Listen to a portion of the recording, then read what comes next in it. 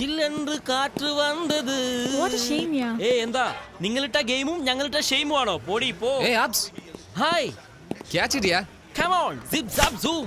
Look at this car. This is Ranagopal's car. Even the mouse wants to watch you, right? എന്താടാ വണ്ടി ഇനി ഓടാൻ തുടങ്ങിയില്ലോ?